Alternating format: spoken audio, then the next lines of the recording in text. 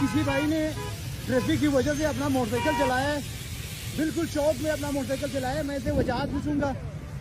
सलाम वालेकुम मेरे भाई, मैं प्रेस का हूँ, जीरो का हूँ। आपने क्यों अपना मोटरसाइकिल चलाया? सर इन लोगों क्या क्या किया इन्होंने? हर चौक पे खड़ा है, पैसा दो पैसा दो। तुम्हारे आप परेशानी नहीं देता है? ठीक है, बोलता है पैसा दो।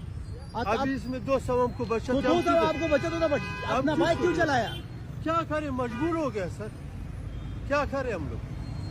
एक बेचारे ने अपना बच्चों का बाइक रोटी हम लोग बच्चे का चौक दूध पे नहीं चलाए। है। मिन्नतदारी किया, बोलता है नहीं, थप्पड़ से भी मारा, हमको बेइज्जत भी किया, ये दूध भी गिराया हमारा। इसका दामन कौन देगा दूध?